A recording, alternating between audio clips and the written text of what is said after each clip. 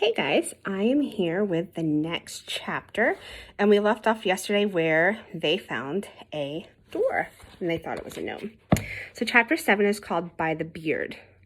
I rubbed my shin and pressed my bleeding hand into my apron. I searched for the dwarf for years, but my first encounter was not as magical as I imagined. Little brute. A dwarf! Goldie was astonished. I've never seen a dwarf before. He wasn't very friendly, now was he? No, he wasn't, but then I remembered what Granny taught me about dwarves. If you caught one by the beard, it had to do whatever you asked, guide you to wherever you wished to go. I sucked in my pain and ran after the dwarf. Where are you going? Goldie asked. To catch the dwarf. Goodness, you certainly like chasing things, don't you? I ignored Goldie and instead focused on my pursuit. Curses, the dwarf was fast, much faster than a gnome. I chased him over a rock and around a tree. I leapt over shrubs. He was just about to escape down a hole when I dove and caught him by the foot. The dwarf spat insults and tried to bite me again until I grasped him by the pointy black beard. Let me go! Get off, you stinking human! He flailed and twisted and kicked, but I held fast to his beard. What now? Was there something I had to say? A spell or an incantation? Granny had never said. "O dwarf," I proclaimed, "I take thee by the beard and, request your assistance to my journey." The dwarf stopped his flailing, turned red as a radish, and glared at me. You nasty little witch. He took a small axe from his waist and smacked my arm with the flat end right on my funny bone. I dropped him. Ouch, you monster! I rubbed my elbow and shook my arm. The dwarf stood there with an axe over his shoulder, glaring up at me as though he wanted to chop me to bits. I don't think he appreciated you grabbing his beard, Goldie said. What do you want? The dwarf said sharply. A love potion, please, said Goldie. The dwarf eyed Goldie as though she were a cockroach. I wasn't asking you. He turned back to me, impatiently waiting for an answer. I opened my mouth and shut it again. Goldie's request gave me an idea. I'd planned to ask the dwarf to catch a nymph, but even I could succeed in making the cure-all. Granny couldn't get sick again. Everyone dies, I remembered. But did everyone have to die? Granny always said that life is magic. Everyone has magic, even if they don't know it. Magic is what makes them alive. So if life is magic and Granny was dying, then what was really dying was her magic. If it was fading from her, but did it have to fade? What if the magic could be replenished? What if there was a way to live forever? I'd seen death on the mountain. I'd heard the bell chime 13 times and the endless cries and wails of those who mourned the loss of loved ones. Some people even recovered from their grief. Some people were lost without their loved ones. Death was awful, and all those thoughts came down to a simple fact. I didn't want Granny to die. Not ever. And then I had within my grasp a possible key to keeping her. Dwarves knew things, secret things, magic things. My granny's sick, I said. I can give you directions to the apothecary, herbalist, physician. The dwarf rattled off different options with a glazed expression. No, I interrupted. I don't need those. I want to know, that is, do you know some kind of magic that can keep someone alive, forever? The dwarf's eyebrows rose to two sharp points. Ah, death. The human tragedy. You pitifully short existence is not enough for you. You fear the end. I put my hands on my hips. I'm not afraid. I'm just trying to help my granny, and you're not helping. You're supposed to do as I ask. Or do I need to snatch you by your beard again? The dwarf stepped back and grabbed his beard protectively. Oh, begging your pardon, master, he said in a poisonous voice. I can tell you of magic that can make you live forever, but it all depends on how far you're willing to go. I thought of Granny, how miserable and alone I would be if I didn't have her. To the ends of the earth, I said. That's what they all say, said the dwarf with a smile, but not a friendly one. His teeth were too large for his face. It made him look rather sinister, but I refused to be frightened of him. I'd take him by the beard, and he had to do as I said. He had to help. Tell me what you know, I commanded. Of course. I know 3 ways to stop death, but I'm not obligated to direct you to one. I'm only obligated to direct you to one. 3 ways to stop death? This was fortunate. Even if I couldn't find one or it didn't work for some reason, I could search for the others. Tell me, I said. The first magic can be found in a well. At first glance, it seems like an ordinary well, except it contains not water but wine, red wine, and any who drink this wine will have their youth restored to them. That sounds lovely, said Goldie. Can you imagine being young and beautiful? Goldie sighed. I tried to ignore her and focus on the dwarf and what he said. A wine well. I imagined Granny drinking wine from this well, brought back only not her strength, but all of her youth and beauty. She was talking about how beautiful she used to be. Wouldn't she love to be young and beautiful again? The second magic, said the dwarf, can be found at Enchanted Castle. Within the center of its garden are red roses, magic roses that bloom all year round. Prick your finger on the thorn, give a drop of blood to the earth, and you will never die. A rose. Yes, Granny's name was Red Rose. Red roses would suit her well. I like roses, said Goldie, but I shouldn't like to prick my finger. Mummy told me a story of a girl who pricked her finger and fell asleep for 100 years. But it wasn't a rose, was it? I said. No, it was a spindle, of course, said Goldie. Right, thorns are different than spindles. I turned back to the dwarf, who was tapping his pointed shoe impatiently. And the third, I said, it's called the magic hearts. Magic hearts. It sounded sappy, like something old tales about how the best magic comes from the heart, but it wouldn't be useful in this situation. The dwarf nodded. Those who possess the magic hearts will never die, but only grow stronger. This magic is the most powerful of the three. Powerful. I did like the sound of that, but I needed to know before I could decide.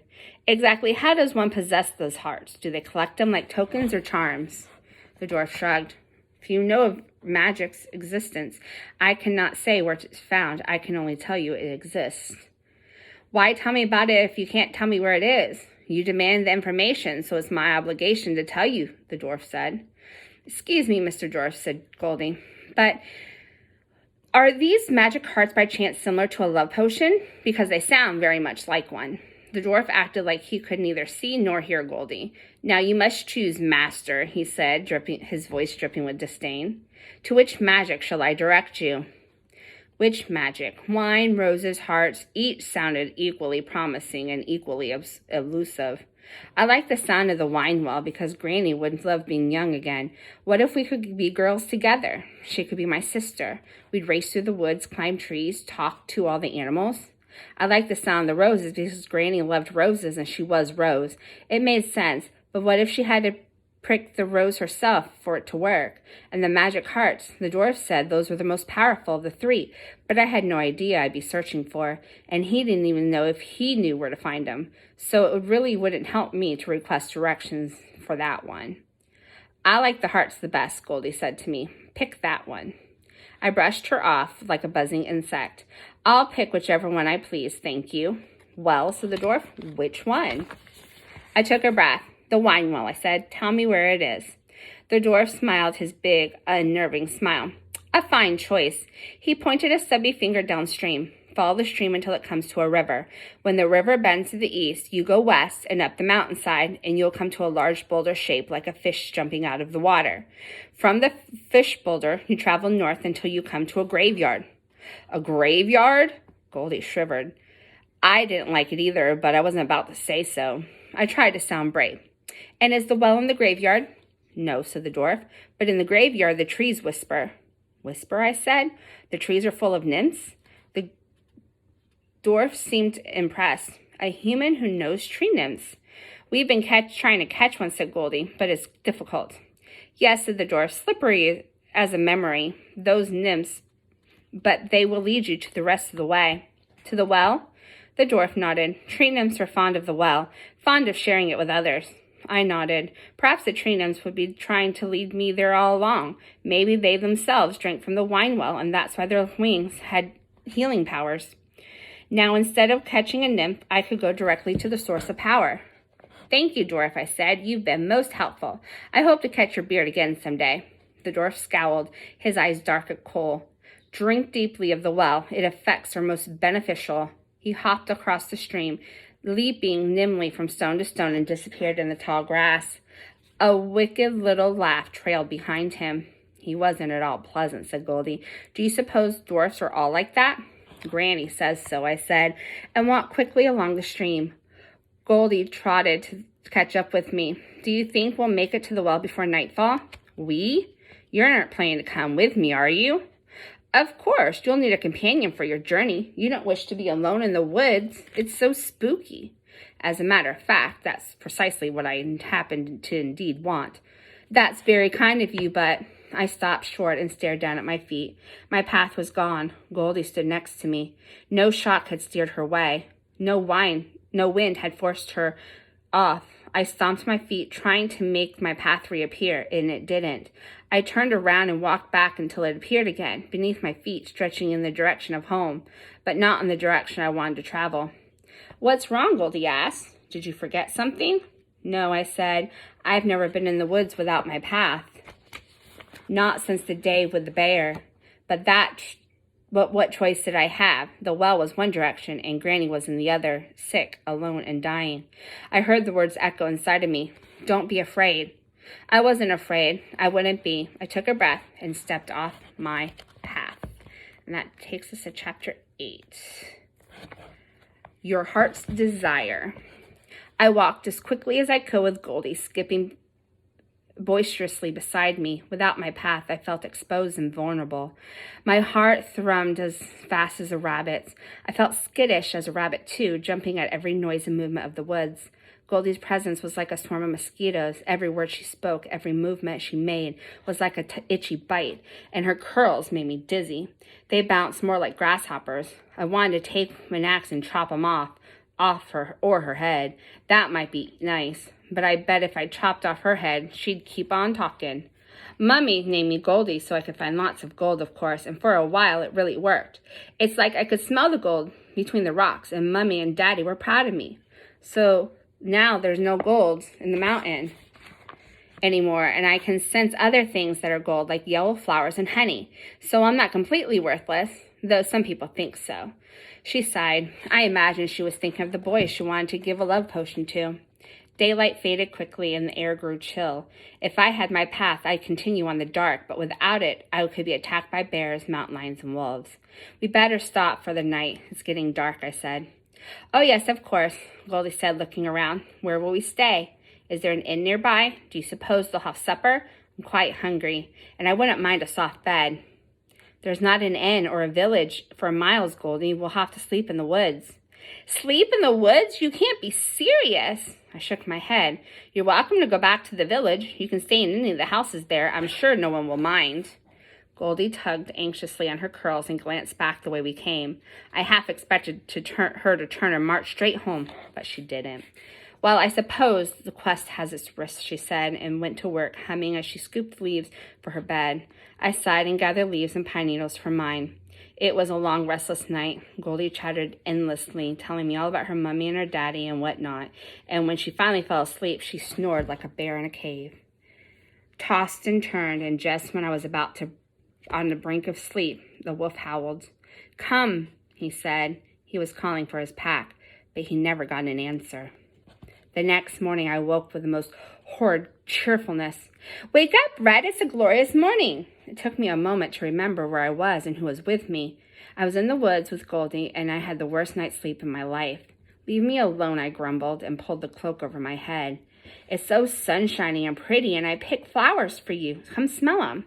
Goldie shoved something beneath my cloak, and my nose was accosted by a bunch of blossoms and their overwhelming perfume. "Go away! Achoo! Oh dear, I'm sorry. Let me help you." Goldie reached down to pick me up, and I tried to slip under her arm, but my hair got tangled on her buttons. "Ah, I'm sorry. I got it." Goldie yanked on my hair. Hold still. You hold still." We wrestled and I growled until I finally ripped myself free, and we both tumbled back at the very moment the arrow hit the ground between us. Horse tore through the bush, his bow knocked with an arrow. "Ha, I got you, you wily girls." Goldie and I sat frozen to the ground. "Where's the wolf?" Horse swatted at the trees and the brush, surely frightening every creature within a mile. "There's no wolf, only us." "Shh, I heard him growling just now." "That was Red," said Goldie. "Who's Red?" "Her," Goldie said to me. "That's a girl, not a wolf. She's a growly girl." Horse huffed in frustration. What are you doing all the way out here growling like a wolf?" "We're on a quest," said Goldie. "A quest? What kind of quest?" "To save Red's granny." "The witch? What's wrong with her?" "She's dying, and we're going to find ingredients," I said, cutting Goldie off. "We're gathering ingredients for medicine to make our true quest widely known. I didn't think was wise. Horace nodded, a look of pity in his eyes. Death's a terrible thing. Terrible. It's only a cold, I said. Well, a cold could kill an old person, he said gruffly. And even if they do get better, everyone dies eventually, don't they? I flinched, feeling the sting of his words. Excuse me, that was rude, wasn't it? Don't pay attention to old Horace. I'll tell you what. You help me and I'll help you. How? I asked. Old Horace knows a thing or two about staying alive. I've survived more than colds. He laughed with a wheezy laugh. He wasn't exactly the picture of health, and I doubted he knew as much as Granny or dwarves about staying alive, no matter his age. But I thought it would be impolite to say so. What do you want from me? You've seen a wolf in these parts. Big black beast? He asked. Sometimes, I said. I've been tracking him for months, but he's slippery as a ghost, always evading me. If you help me catch the wolf, I might be able to help your granny with a cold of hers. Horace knows a thing or two. Yes? Horace hobbled over, plucked an arrow from the ground, and as he bent down, I noticed a pouch dangling around his neck. It was a leather pouch, the size of a fist. I wondered what was inside. Gold, gems, teeth? Horace straightened up, bones creaking in a dozen different places. If you see the wolf, Jess, something rustled in the bushes. Horace lifted his bow. A gopher darted out and skittered away. Horace shot and missed. He grumbled and hobbled over to retrieve his arrow again. Poor Horace, he couldn't possibly last much longer. We better get going, I said. Lots of ingredients to gather. Don't forget, said Horace, if you see the wolf, you call for Horace. I nodded. Come on, Goldie. I was anxious to be on our way. Goodbye, Mr. Huntsman, Goldie waved, and as we drew further away, I glanced over my shoulder. Horace was watching us through the trees. We walked along the river for most of the morning. The river was straight as far as I could see. I was beginning to doubt the dwarf's directions. Had he misled us, tricked me? We walked for 3 miles, perhaps 4. The terrain became rougher and trees grew thicker along the river, making it difficult to travel with much speed. My legs grew sore and energy waned quickly. I'm hungry, Goldie said, at almost the exact moment I thought it. With Horace's surprised appearance, I had forgotten all about breakfast. I wish I would have thought to bring some food on this journey. It's always a good idea. The woods are full of food, I said. We can find some berries. I searched through the trees and shrubs until I found wild raspberries. Goldie and I ate right off the bush until our hands were stained with the juice. Now I'm thirsty, said Goldie. The woods has water, too.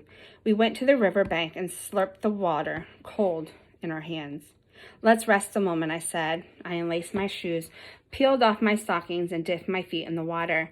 I gasped at the shock of icy coldness, but it felt so good on my sore feet. I waded in a little further, hiking up my skirt. The current tugged at my legs, but the surface was smooth as glass, so I caught a glimpse of my own reflection staring back. My hair was tangled mess, and my face was smudged with dirt. I looked wild, like some creature in trees. I saw another face, too, quite different from my own. I whirled around, who stood behind me, but there was no one there except Goldie. What is it? She said, noticing my alarm. I looked back. The face was still there. It was that of a woman, beautiful, with pale blue eyes and hair like gossamer. Her skin was ghostly white and her ears were pointed. There was no reflection. It was just water sprite. I stumbled back, splashing wildly, and scrambled into the bank. What's wrong? Said Goldie. There's a sprite, I said. Sprites? Said Goldie. Where? She leaned over, but I tugged her back.